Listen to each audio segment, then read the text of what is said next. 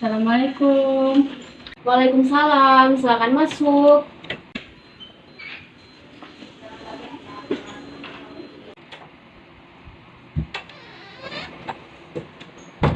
Silakan duduk. Terima kasih. Iya, sama-sama. Wah, Ibu sangat senang nih bertemu dengan Tosa. Bagaimana Tosa kabarnya? Alhamdulillah baik-baik saja sih, Bu. Nah, syukurlah kalau keadaan Tosa baik-baik saja. Tadi habis pelajaran apa Tosa sebelum kesini? Tadi itu habis pelajaran fisika, Bu. Bagaimana tuh dengan pelajaran fisikanya? Cukup memuaskan sih, Bu. Baiklah. Tapi nampaknya Tosa ada keperluan ya sama Ibu. Ada keperluan apa Tosa? Sebenarnya saya kesini, Bu, mau menceritakan sesuatu hal. Tapi hal ini sangat menjanggal dan mengganggu keseharian saya. Tetapi apakah Tosa yakin dapat menceritakan semua permasalahan yang sedang Tosa alami? Sejujurnya sih, Bu, sangat banyak permasalahan yang muncul di dalam hidup saya. Sebelum memberanikan diri pergi ke sini, saya menemukan semua permasalahan saya. Jujur, ada rasa takut yang saya rasakan. Saya takut kalau ibu memberitahu orang terkait dengan apa yang saya rasakan ini. Karena jujur, Bu, ini sangat berkaitan dengan diri saya dan kesehatan saya. Nah, baiklah. Mungkin saya juga dapat merasakan perasaan takut yang Ananda Tosa alami. Tetapi sebelumnya, apakah saudari Tosa pernah melakukan konseling dan datang ke ruang BK untuk melakukan konseling? Jujur, saya baru kali ini, Bu, memberanikan diri datang ke ruang BK untuk melakukan konseling bersama dengan Ibu. Itu pun karena saran dari teman saya sendiri. Sebab saya takut untuk bercerita ke teman dekat saya. Takutnya karena hal ini dia menganggap saya yang alami ini adalah sesuatu lelucon atau bahan tawaan. Baiklah, sebelumnya Ibu akan menjelaskan apa itu konseling ya, supaya Tosa dapat merasa yakin kepada Ibu, dapat menyimpan semua rahasia yang akan Tosa bicarakan dengan Ibu.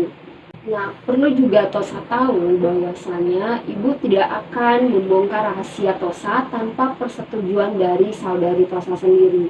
Nah, jadi konseling itu pemberian bantuan guru BK atau biasa disebut dengan konselor kepada siswa.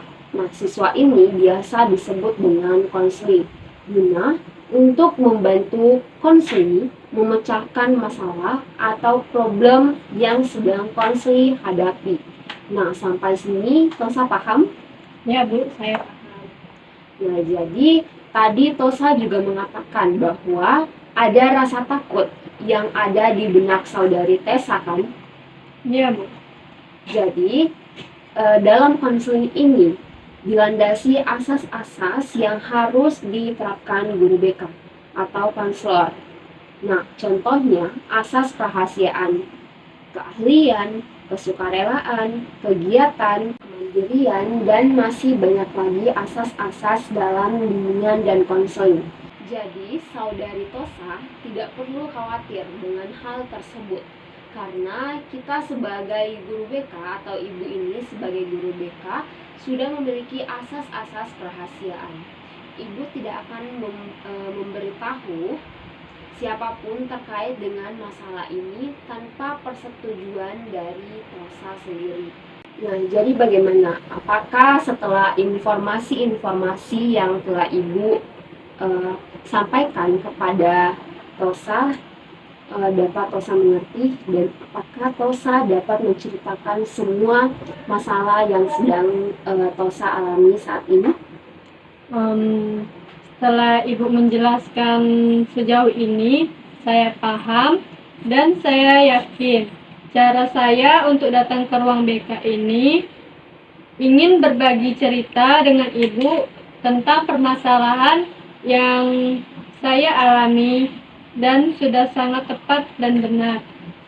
Nah, baiklah, tetapi sebelum kita mulai, kalau Ibu meminta Tosa untuk menentukan seberapa lama kita akan berbicara atau berbincang, boleh tidak? Boleh, Bu? Baiklah, kira-kira berapa lama waktu yang Tosa butuhkan untuk membincangkan terkait dengan permasalahan yang Tosa alami? Insya Allah dalam waktu 30 menit, Bu, itu sudah lebih dari cukup.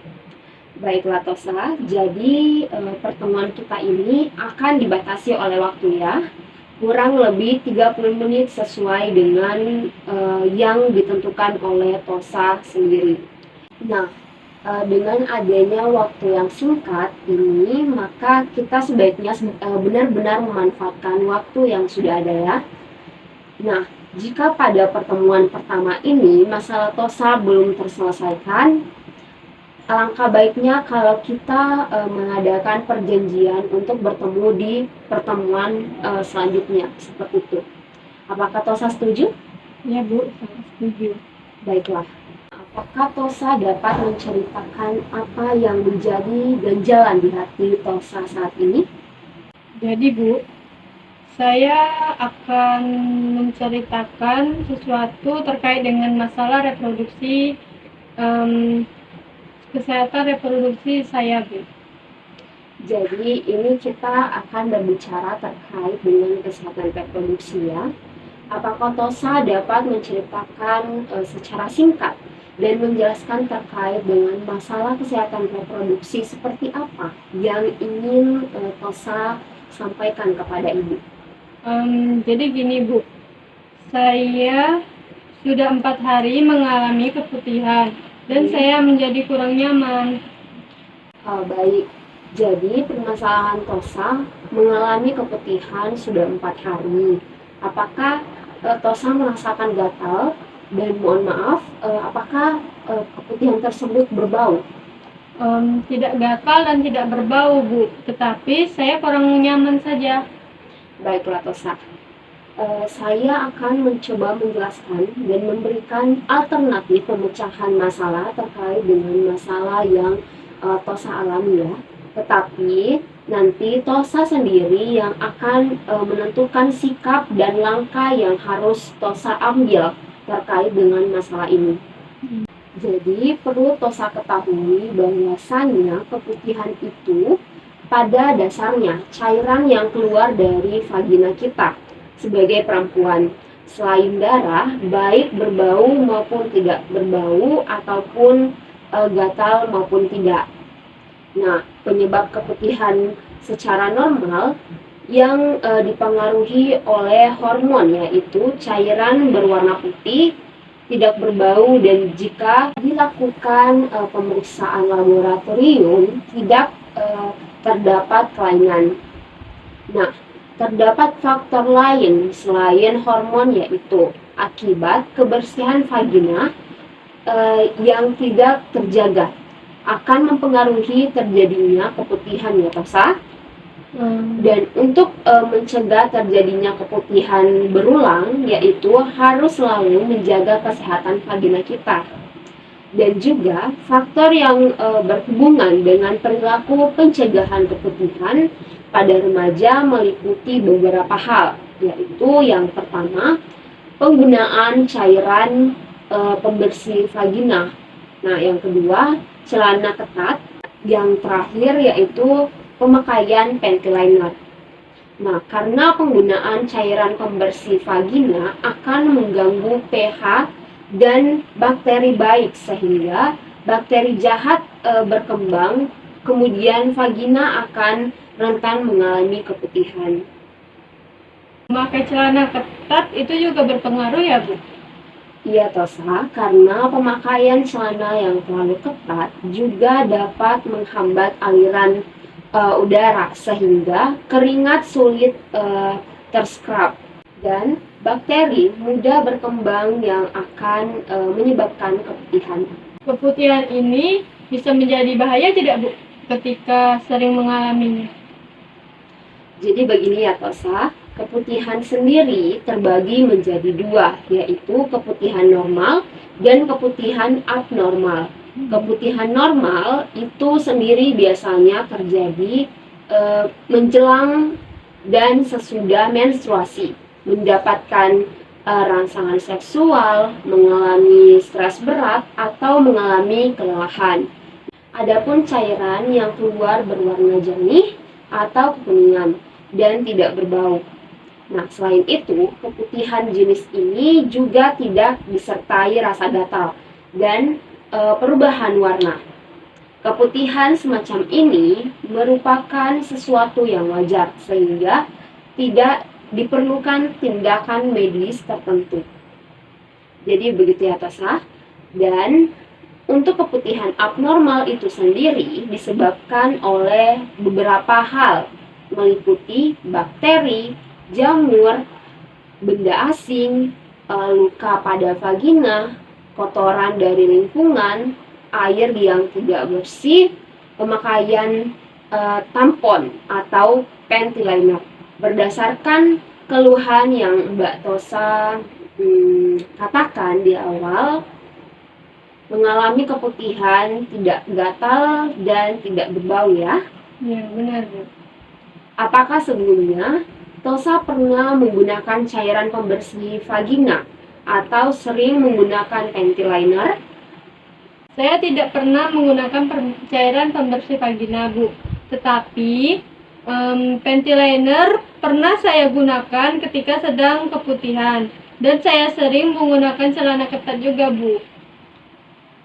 Baiklah Tosa, untuk pencegahan keputihan secara berulang dan melaksanakan perilaku sehat, menjaga kebersihan dan kesehatan intim, sebaiknya Tosa bisa melakukan ini di rumah seperti, yaitu yang pertama, pola hidup sehat, istirahat teratur, dan menghindari seks. Karena kalau mau dilihat, umur Tosa sekarang berapa? Umur saya 18 tahun, Bu. Ya, 18 tahun ya. Jadi, Tosa sekarang ini harus menghindari terkait dengan seks-seks seperti itu. Karena kan Tosa sekarang juga masih sekolah ya. Nah, yang kedua, gunakan pakaian yang berbahan katun dan hindari celana ketat. Nah, yang ketiga, mengganti pakaian dalam minimal 2 kali sehari. Nah, yang keempat, mengganti pembalut pada waktunya ketika sedang menstruasi untuk mencegah timbulnya bakteri dan menjaga kebersihan darah vagina agar tetap kering. Nah, kemudian yang kelima, membasuh vagina dengan cara yang benar, yaitu dari depan vagina ke belakang anus tiap kali buang air. Nah, kemudian yang keenam, tidak menggunakan cairan pembersih vagina karena dapat mematikan flora normal vagina. Nah, kemudian yang ketujuh, tidak membiasakan mengkonsumsi jamu-jamuan untuk mengatasi keputihan. Konsultasikan terlebih dahulu ke dokter atau bidan tentang kesehatan reproduksi yang sedang Tosa alami. Nah, dari sini jelas ya Tosa, atau ada yang ingin Tosa tanyakan atau ada yang belum jelas, bagaimana Tosa? Alhamdulillah, Bu. Saya menjadi tahu penyebab keputihan dan berbahayanya keputihan. Karena sebelumnya saya juga merasa khawatir dikarenakan keputihan saya itu takut menjadi penyakit gitu, Bu. Baiklah Tosa, alhamdulillah jika sudah mengetahui dan memahami terkait dengan kesehatan reproduksi. Semoga informasi yang telah saya sampaikan tadi kepada Tosa dapat bermanfaat ya. Terima kasih, Bu. Dengan penjelasan yang Ibu berikan, saya menjadi paham penyebab keputihan dan tidak ada lagi yang mengganggu dari pikiran saya. Nah, baiklah. Jadi, setelah kita melakukan konseling terkait dengan kesehatan reproduksi, Tosa menceritakan masalah, ibu mendengarkan, memberitahu yang tidak Tosa ketahui, dan menentukan penyelesaian masalah bersama-sama. Jadi, bagaimana nih perasaan Tosa? Sekarang ini saya sudah sangat lega, Bu, karena Ibu menerima saya dengan baik dan mendengarkan saya juga dengan baik, serta membantu saya untuk menemukan solusi dari permasalahan yang saya hadapi. Alhamdulillah kalau begitu. Kalau dengan bantuan yang Ibu berikan kepada Tosa sudah sangat membantu permasalahan yang sedang Tosa alami. Dapat Ibu simpulkan bahwasanya dengan bantuan yang Ibu telah berikan kepada Tosa, sekarang ini Tosa sudah merasa sangat lega ya. Iya, Bu, saya berterima kasih ya kepada Ibu. Sama-sama Tosa, jangan senggang ya untuk kembali ke ruangan ini dan bercerita kepada Ibu. Insya Allah, Ibu akan membantu Tosa dengan kemampuan yang Ibu miliki dan pemahaman yang Ibu kuasai seperti itu. Iya, Bu. Sekali lagi saya berterima kasih kepada Ibu. Mungkin saya pamit, Bu, karena setelah ini saya masih ada jam pelajaran, Bu. Oh iya, nggak apa-apa Tosa. Hati-hati ya. Ya, Bu. Terima kasih, Bu. Iya. Assalamualaikum, Bu. Waalaikumsalam.